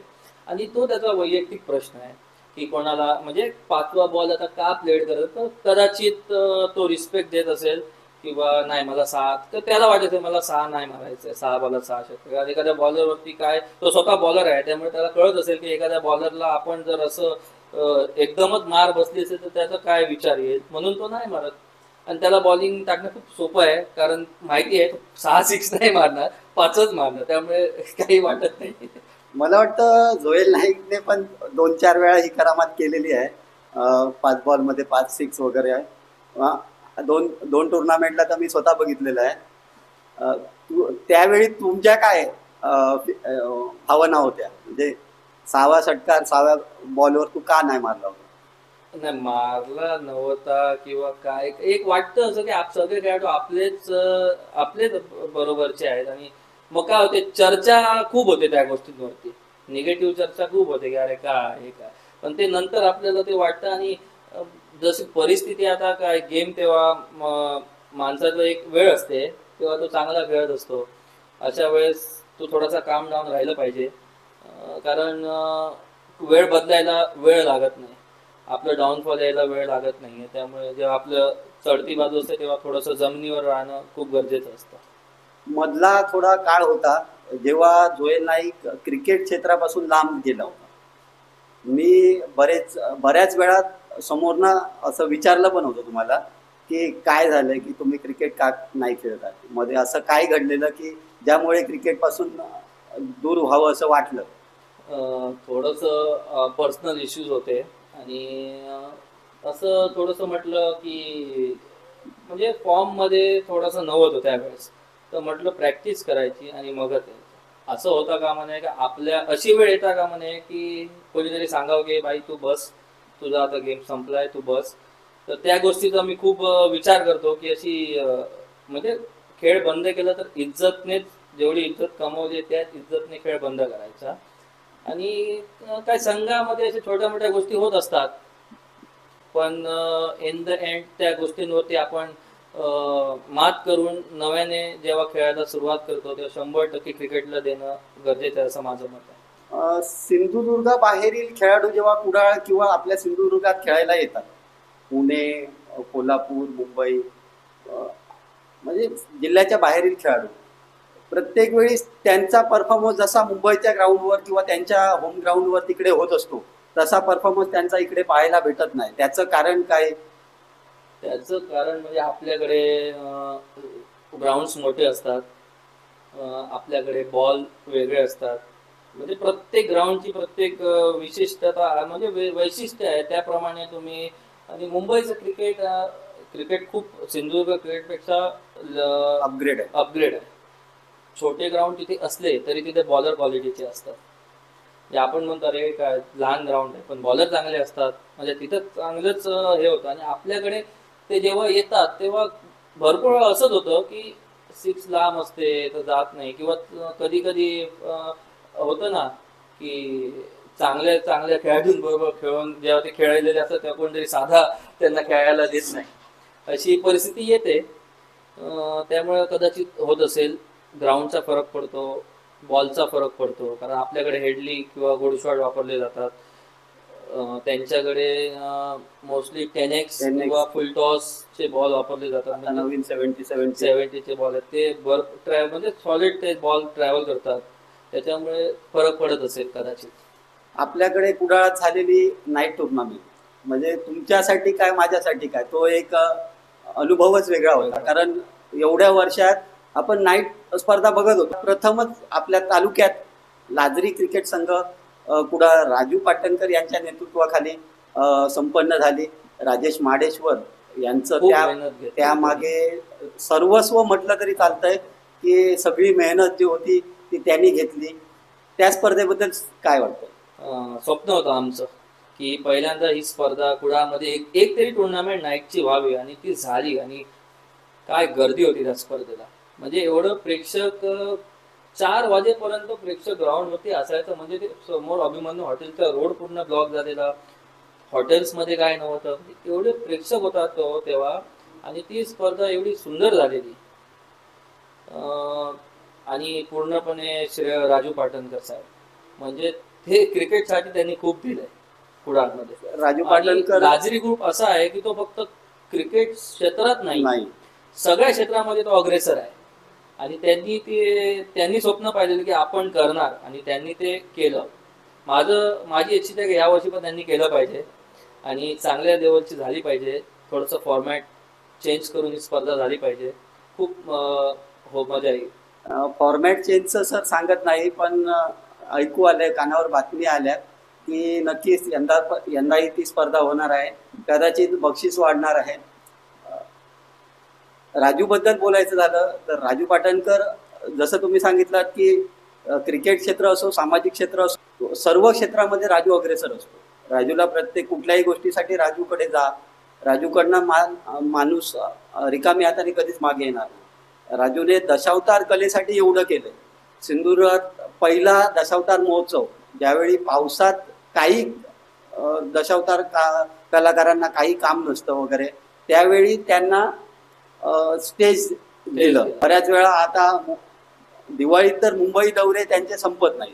म्हणजे हे श्रेय सगळं राजूला नक्कीच द्यावं लागेल. ते व्यक्तिमत्वच वेगळं आहे. म्हणजे मी पर्सनली त्यांना खूप असं ओळखत नाहीये. म्हणजे आम्ही जेव्हा TTMFची जेव्हा स्पर्धा असतात तेव्हा ते येतात, भेट होते त्यांची. पण अतिशय हंबल आहेत ते. म्हणजे कोण सांगू शकत नाही की अरे एवढे मोठे व्यक्तिमत्व आहे. एकदम सिंपल येतात, सिंपल बसतात, सर्वांशी बोलतात, सगळं खेळायला येतात, सकाळी खेळतात. आणि म्हणजे म्हणजे पर्सनली ते खूप भारी आहेत. आणि माझी अशी इच्छा आहे की आमच्या स्पर्धेला यावर्षी मी त्यांना बोलवणार आहे. त्यांनी फक्त येऊन पाय लावून जाऊ दे, अशी माझी इच्छा आहे त्या स्पर्धेला. आणि त्यासाठी मी आपली मदत घेणार आहे का आपल्याला दोघांना जायचं आहे तिथं. नक्कीच नक्कीच सर. राजेश माडेश्वर बद्दल तुमचं काय म्हणणं? राजेश माडेश्वर बद्दल म्हणजे cricket is equal to Rajesh Madeshwar असं आपण म्हणू शकतो. किती वर्ष झाली, किती वर्ष जिथे क्रिकेट आहे तिथे तुम्हाला हा व्यक्ती दिसणार. आणि एवढे चांगले माणूस आहेत ना ते. आणि या लाजरीच्या स्पर्धेमध्ये दिवस रात्र त्यांनी मेहनत घेतलेली आहे. कधीही तुम्ही ग्राउंडमध्ये जावा, तुम्हाला हे माणूस तिथे दिसणार. आणि खूप त्यांनी क्रिकेटला दिले, खूप अतिशय. त्यांची एवढी ओळख आहे ना क्रिकेट क्षेत्रामध्ये. आणि त्यांनी सांगितलेल्या गोष्टी कोण असे कापत नाहीत सहजा. म्हणजे एवढं चांगलं त्यांनी आपला दर्जा ठेवला या क्षेत्रात. क्रिकेट म्हटल्यावर घरच्यांचा सपोर्ट असल्याशिवाय कोणतीही गोष्ट साकार होत नाही. तुमच्या घरी काय परिस्थिती? माझ्या घरी स्पोर्ट्सला कधी घरातल्यांनी हेच नाही केलं. म्हणजे नेहमी साथ दिली आहे. बाबांनी खूप साथ दिली आहे. क्रिकेटमध्ये जेव्हा खेळायला लागलो तेव्हा मला पहिली बॅट घेऊन दिली त्यांनी. आठवतंय मला, एक बॅट घेऊन दिलेली. अजूनही बॅट माझ्याकडे आहे. म्हणजे त्यांनी कधीच असं हे नाही केलं की नको खेळूस किंवा काय. हा, कामाच्या वेळेस थोडंसं होतात, पण ते त्यांचा अधिकार आहे. आणि घरातल्यांनी खूप सपोर्ट केली. अजूनही आम्ही जातो तर घरात TV वरती मॅच बघत ते आमची बसतात. आल्यावरती 2-4 गोष्टीच सांगतात. आणि म्हणजे फुल सपोर्ट करतात. आता यावर्षी म्हणजे बायको पण आहे, ती सुद्धा तशीच आहे, खूप सपोर्ट करते क्रिकेटला. म्हणजे माझ्या इच्छांचा ती विचार करते. म्हणजे मला काय आवडतं त्या गोष्टींचा ती पूर्णपणे विचार करते आणि मला भरपूर सपोर्ट करते. घरच्यांव्यतिरिक्त क्रिकेटला तुम्हाला सपोर्ट म्हणजे कोणत्याही गोष्टीसाठी? घरच्यांव्यतिरिक्त खूप आहेत. म्हणजे क्रिकेट खेळायला त्यांनी लावलं किंवा आम्हाला स्पर्धेंना खेळवलं. कसं असतं, क्रिकेट खेळणं महत्त्व नाही. तुम्ही एखाद्या ठिकाणी जाऊन परफॉर्मन्स जेव्हा करतात तेव्हा तिथून नावारूपास येतात. त्यामध्ये करीम भाई आहे. म्हणजे तो आम्हाला एवढं त्याने खेळवलंय क्रिकेट. म्हणजे सुरुवातीला काय आम्ही कॉलेजच्या वेळेत होतो किंवा काय, आमच्याकडे तो स्वतः एंट्री भरायचा, स्वतः गाडी घ्यायचा, स्वतः पेट्रोल टाकायचा, स्वतः नाश्ता द्यायचा. आणि अजूनही तो म्हणजे तुम्ही करा, मी आहे, बघतो काय ते. मला आठवतंय ग्राउंड आम्ही नवीन जेव्हा केलेलं, आणि अजूनही आम्हाला कसं पावसाच्या नंतर आम्ही त्या ग्राउंडवरती कटर मारतो, एवढ्या मोठ्या ग्राउंडला कटर मारणं म्हणजे किती खर्च येईल. पण मला आठवतंय सुरुवातीला स्वतः खर्चाने त्याने कटर मारून घेतलेला, आणि आज मागे पण मित्रांनी सुद्धा कटर मारून दिले. कॉन्ट्रो खूप कमी, पण पूर्णतः पैसे त्याचे असतात. आम्ही नवीन पिच केलं, म्हणजे पूर्ण खर्च त्याने केला. म्हणजे असं माणूस आम्हाला भेटलाय म्हणजे खूप आम्हाला गर्वाची गोष्ट आहे ती. आणि कारण त्याने क्रिकेटला जिवंत ठेवलंय, आमच्या आमच्या गावच्या क्रिकेटला त्याने जिवंत ठेवलंय, बरोबर. आणि त्याच्याबरोबर आहेत आमचे बदर काका आहेत, अजिम काका आहेत. ते एवढे हौशी आहेत, कुठे पण स्पर्धा असू दे त्या स्पर्धेला मांजरेंपर्यंत ते येऊन पोचले. म्हणजे ते एवढे. आणि आमच्या गावातली आहेत, आमचे नफीसबाई आहेत, समीर मामा आहे, परत आमचे फिरोजबाई आहेत. सर्व लोक जेवढं आहेत ना, म्हणजे क्रिकेट असेल तर ते आम्हाला कधीच त्यांनी डिमोटिवेट नाही केलं, मोटिवेटच केलं. आता तुम्ही आमच्या स्पर्धेला लाईव्ह करता, तुम्ही बघता त्या स्पर्धेची मजा आणि त्या स्पर्धेला सपोर्ट जे करतात आमचे गावचे लोक, म्हणजे ते नेक्स्ट लेवल असतात. पहिला ब्रँड अँबॅसिडर म्हणजे टेनिस क्रिकेटमध्ये खेळताना ब्रँड अँबॅसिडर म्हणजे कोणतरी एक लेवल, म्हणजे ज्या खेळाडूची त्या स्टेजला लेवल आहे तोच ब्रँड अँबॅसिडर बनतो बऱ्याच वेळा. तर पहिला ब्रँड अँबॅसिडर तुम्ही कोण, तुम्हाला कोणी बनतो? क्रिकेट जसं सुरुवात केली तेव्हा मला आठवतंय की जेव्हा आम्ही एकदा तळवड्याला मॅचला गेलेलो, तेव्हा भरत पेडणेकर आहेत, त्यांच्या टीम मध्ये मी गेलेलो, नीरज स्पोर्ट्स. आणि तेव्हा आणि आम्ही जेव्हा जिंकलो तेव्हा त्यांनी आठवतंय मला फायनल मारलेली आम्ही. आणि तेव्हा वेंगुर्ल्याचे ब्रेटली आहेत लेफ्ट बॉलर, त्यांना म्हणजे मी ओळखायचो नाही त्यांना, पण त्यांना मी 3-6 मारलं. त्यांनी मला टी शर्ट दिलेला, सुरुवातीला त्यांनी मला टी शर्ट्स दिली नीरज स्पोर्ट्सने. त्याच्यानंतर मला समीर मळगावकर आमचा, त्याने फोर्सच्या माध्यमातून मला अँबॅसिडर केलं. त्यानंतर आमचे राजू दादा आणि कौस्तुभ, त्यांनी मला आपलं मयूरचं अँबॅसिडर केलं. आता सध्या मी आहे. आणि असे भरपूर आहेत. आता मला म्हणजे अजून मला जो क्रिकेटमध्ये बॅट्स देतो 23 ब्रँडचा आमचा वैभव राणे, तो दरवर्षी मला बॅट देतो. दरवर्षी आमच्या स्पर्धेला पण देतो, मला दरवर्षी तो बॅट देतो 1-2. म्हणजे मी सांगितलं मला, आणि ती मला माहिती आहे, मला असं वाटतंय की त्या बॅट्सने ना माझं करिअर थोडंसं चेंज झालं. म्हणजे तो खूप मदत करतो, म्हणजे बॅट देतो. मयूरचे पण मला बॅट निलेश वेंगुर्लेकर, कौस्तुभ मजूरकर देतात. म्हणजे खरंच असं मला ना सपोर्ट भरपूर हे लोक करतात. माझे जे लोक आहेत ना ते मला भरपूर सपोर्ट करतात, आणि त्यांच्यामुळेच क्रिकेट क्षेत्रामध्ये माणूस जिवंत राहतो असं माझं मत आहे. की तुम्हाला जे लोक सपोर्ट करतात ना त्या लोकांमध्ये आपण, आणि आमचे खूप पोरगे आहेत जे आमच्या पाठीशी आहेत. आमचे भरपूर असे पोरगे आहेत ते आमच्या पाठीशी आहेत. पहिली गोष्ट, खूप चांगले मित्र मिळाले, ओळख निर्माण झाली, आणि म्हणजे प्रामाणिक सांगू तर खूप इज्जत मिळाली मला क्रिकेटमध्ये. आणि वाईट गोष्टी अशा काही मला नाही वाटत क्रिकेटमध्ये वाईट गोष्टी आपल्याला काही मिळतात. कारण हा खेळ एकच असा खेळ आहे की याने तुम्ही चांगल्या गोष्टी खूप काही शिकता. क्रिकेटमुळे काही माझं बाबा नुकसान झालंय किंवा काही झालंय असं मला आठवत नाही. पण चांगल्या गोष्टी मात्र नक्कीच यांनी मला दिल्या आहेत, आणि एवढे चांगले कॉन्टॅक्ट दिलेत, एवढे चांगले मित्र दिलेत, ते आयुष्यभर सोबत राहतील. सर, शूटिंग बॉलमध्ये नाव ऐकलंय जोएल नाईक हे शूटिंग बॉल मधील एक अव्वल दर्जाचं नाव. क्रिकेटमध्ये कमी म्हणायला लागेल, एवढं क्रिकेटमध्ये नाही आहे, त्याच्यापेक्षाही 10 पटीने जास्त तुम्ही शूटिंग बॉल मध्ये होता. अचानक शूटिंग बॉल बंद करायचं कारण? खूप खेळलो मी शूटिंग बॉल. वयाच्या 14व्या वर्षापासून मी शूटिंग बॉल खेळतोय, आणि मी 24-25 ला रिटायरमेंट घेतली. म्हणजे विचार करा, 10 वर्ष खूप खेळलोय.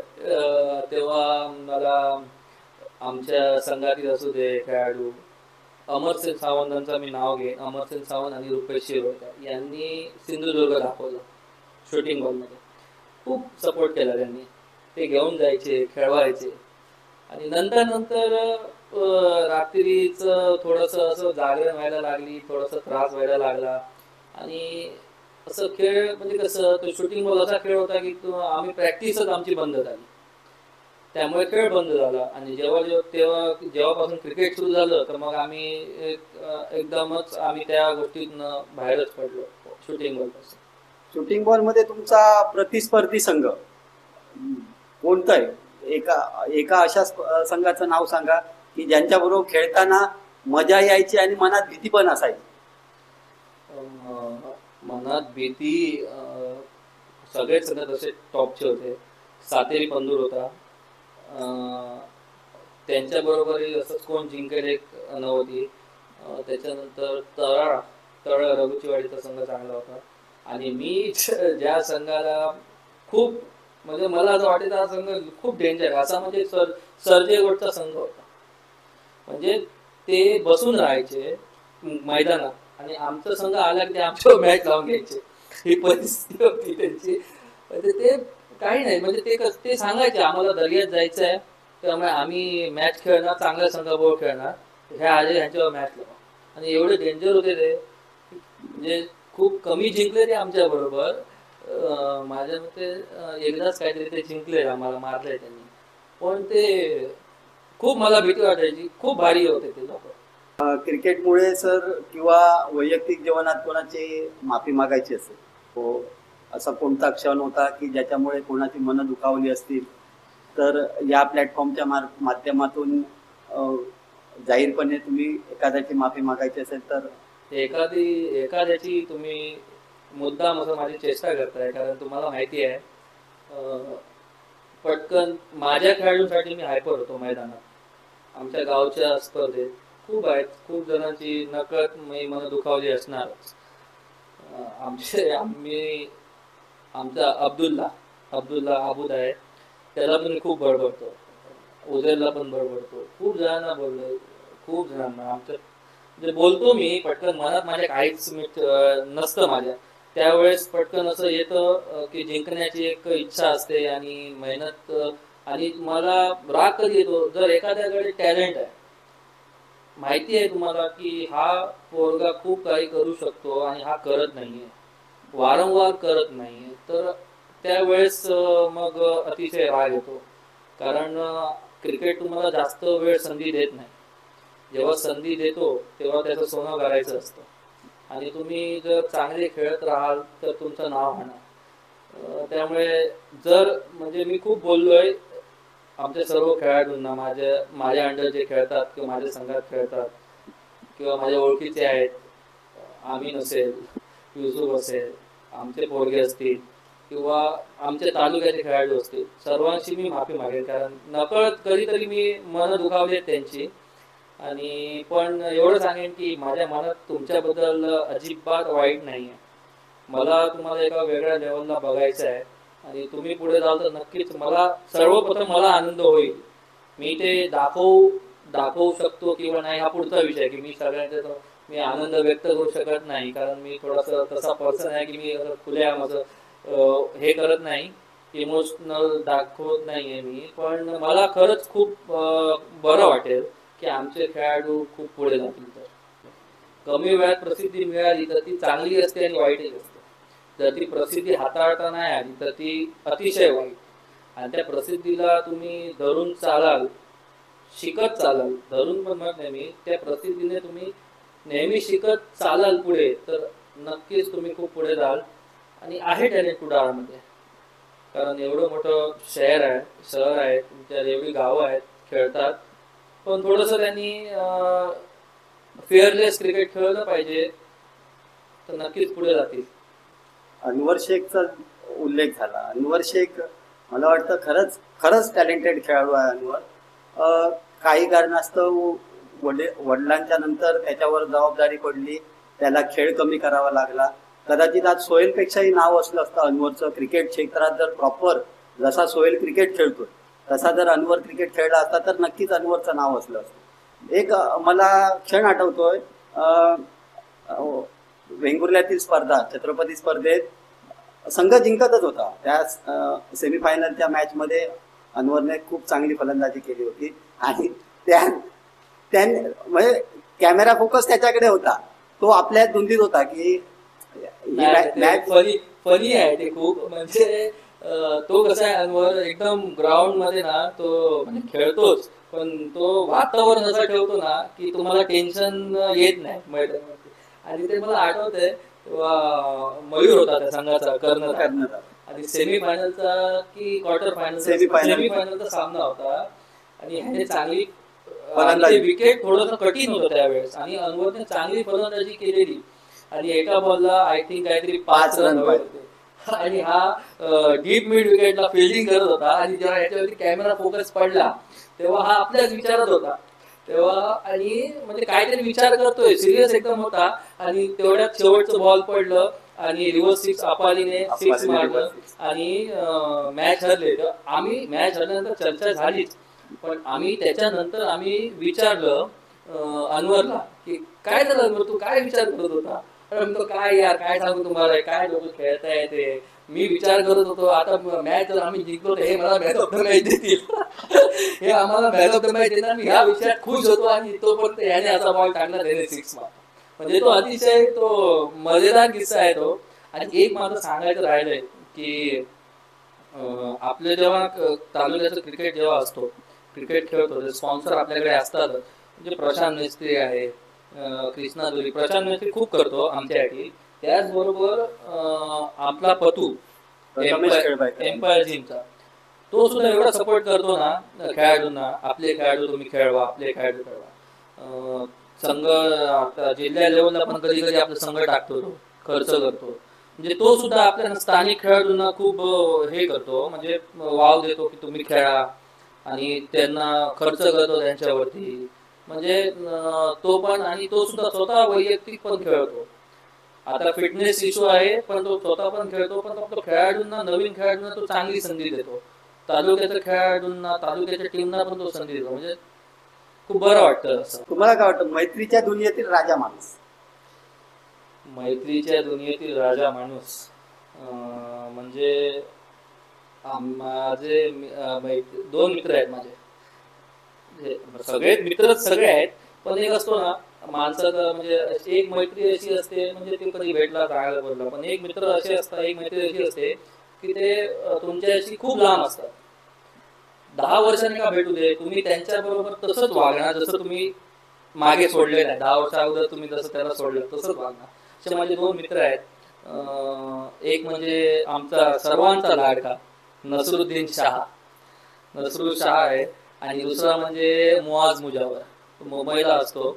असे 2 माझे चांगले, म्हणजे एकदम जवळचे, म्हणजे ज्यांना काही सांगायला मी अजिबात हे होत नाही, खाचपत नाही. आणि क्रिकेटने तर मला खूप मित्र दिले, अशी मैत्री दिली आहे.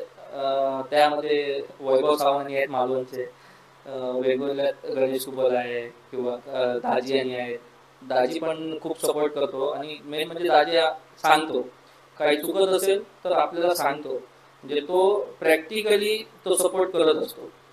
की म्हणजे कधीतरी असं वाटतं की भाग्यशाली आम्ही क्रिकेट खेळतोय आणि अशी मैत्री आपल्याला मिळते. अब्दुल्ला मुजावर, आपण मगाशी उल्लेख केला अब्दुल्ला मुजावर, म्हणजे आबूद गेल्या वर्षी त्या स्पर्धेला मी स्वतः लाईव्ह करत होतो. मी स्वतः त्याचा खेळ समोरून पाहत होतो. एक चुकी, संघाची एक चुकी, आणि आपल्यातील बायकरमॅन, नक्कीच सिंधुदुर्गातील पहिला बायकरमॅन म्हणून नाव रूपाला आला असता. त्या स्पर्धेबद्दल, आबूच्या खेळाबद्दल काय वाटतं? ती संदीप मिस्त्रींची स्पर्धा होती, आणि एक आयकॉन खेळाडू होता बाहेरचा. आणि ते कसं होतं, त्या विकेटवरती बॅटिंग करणं थोडंसं कठीण होतं. म्हणजे बॅटिंग थोडंसं सिमेंट विकेट होतं, आणि स्पर्धा थंडीत झालेली, त्यामुळे ड्यू फॅक्टर होता, दव पडायचा, बॉल स्पीड व्हायचा. थोडंसं बॉलरांसाठी ती विकेट होती त्या स्पर्धेला. आणि त्या स्पर्धेमध्ये एकच खेळाडू म्हणजे हा आबूद मुजावर एवढी सुरेख बॅटिंग करायचा, म्हणजे करत होता तो. मला आठवते काहीतरी त्याने 138 40 रन्स काढलेले ना. हो, म्हणजे एकच खेळाडू हा खेळत होता, एवढं चांगला तो खेळ, म्हणजे मी त्याचा खेळ एवढं वर्ष बघतोय, पण तो खेळ काहीतरी वेगळाच होता. आणि इतकी चांगली त्याने बॅटिंग केलेली ना त्या स्पर्धेमध्ये, आणि सेमीफायनलला काहीतरी ते हरले. आणि जर का तो, मला असं वाटतंय, जर तो फायनलला गेला असता तर माझ्या मते मॅन ऑफ द सिरीजच्या स्पर्धेचा नक्कीच तो झाला नक्कीच नक्कीच पहिला बायकर मॅन आपल्यातील एक खेळाडू, सिंधुदुर्गातील खेळाडू असला असता हो अबुल मुजावर. असला असता. आणि म्हणजे त्या स्पर्धेला थोडस एक हे झालं की त्यांचा आयकॉन खेळाडू आला नव्हता. पतूने तो संघ टाकलेला, आणि मयूर वाटतं त्या संघाचा कर्णधार होता. खूप चांगले त्याने कॅप्टन्सी केलेली आणि ती सेमीफायनल पर्यंत आलेले. परंतु जेव्हा सेमीफायनलला तो, एक मला आठवतंय, त्याने टॉस जिंकला तो, आणि त्याने पहिलं फिल्डिंग घेतली. मला मला असं वैयक्तिक वाटतंय की ते थोडंसं डिसिजन मुळे पण थोडंसं संघाला म्हणजे चेस झालं नाही यांना, आणि त्यामध्ये यांच्या विकेट्स गेल्या आणि ते रन्स चेस झाले नाही. कारण जेव्हा आपण ती स्पर्धा जेव्हा रिवाइंड करतो आम्ही बघतो, तर पहिल्यापासून या लोकांनी बॅटिंग करून 38 रन, 22, म्हणजे 4 ओव्हरमध्ये 22 रन तिथं चेस झाले नव्हते. दर्शनला सुद्धा चेस झाले नव्हते. तेव्हा अशा वेळेस जेव्हा हा संघ पहिली बॅटिंग करून हे 4 ओव्हरमध्ये 42-43 रन म्हणजे अशक्यच वाटत होतं त्या मैदानावरती. आणि अशा वेळेस सेमीफायनलला जेव्हा टॉस जिंकून मयूरने, तेव्हा आम्ही काय त्या टीम मध्ये नव्हतो, आम्ही बाहेर होतो. बाहेर असल्यामुळे आपण सांगू शकत नाही कोणाला की तुम्ही हे करा ते करा, ते वैयक्तिक विषय आहे. पण त्याने तो एक वेगळा डिसिजन घेतला. पण डिसिजन घेतला म्हणून त्यावरती चांगला खेळ केला असता, बॅटिंग केली असती तर चेसही रन झाले असते. पण त्यावेळेस जी हवा चालू होती की त्यावेळेस मोमेंटम असा होता की चेस होत नव्हते रन्स. तेव्हा माझ्या मते जर यांनी पहिली बॅटिंग करून 35 रन जरी काढले असते ना, तर समोरचा संघ 35 रन काढलं नसतं त्याने. नक्कीच संदीप मेत्री यांची टुर्नामेंट म्हणा अतिशय सुरेख नियोजन होतं, आयोजन तर काय, आणि मैदान सुरेख मैदान. त्या मैदानावर थोडा लाईटचा ड्यू फॅक्टरमुळे लाईटचा थोडा इफेक्ट वाटला, परंतु अतिशय सुरेख स्पर्धा झाली. धन्यवाद सर, तुम्ही आमच्या या शोमध्ये आलात. खरंच प्रेक्षकांना तुमच्या मनातल्या बऱ्याचशा गोष्टी, भावना, क्रिकेटबद्दल तुमचं प्रेम लोकांपर्यंत आज या पॉडकास्टच्या माध्यमातून पोहोचणार आहे. तुमचं मी आभार व्यक्त करेन, तुम्ही इथं मला बोलवलं आणि आपले विचार मांडण्याची संधी दिली. आणि तुमच्या या कार्यक्रमात पण माझ्याकडून खूप खूप शुभेच्छा. आणि असंच क्रिकेटमधील गोष्टी, मैदानावरच्या गप्पा तुमच्या खूप रंगात येऊ दे अशी मी प्रार्थना करेन. धन्यवाद सर. अशाच नवीन नवीन गप्पा, मैदानी गप्पा, मैदानातील घडामोडी म्हणा किंवा मैदानाच्या बाहेरील घडामोडी आपण या चॅनलवर यानंतर बघणार आहोत. सिंधुदुर्गातील बरेचसे नवोदित खेळाडू किंवा ज्येष्ठ खेळाडू यांच्यासोबत नक्कीच तुम्ही चॅनलला लाईक करा, सबस्क्राईब करा आणि कमेंट करा. तुम्हाला कसा वाटला शो? धन्यवाद.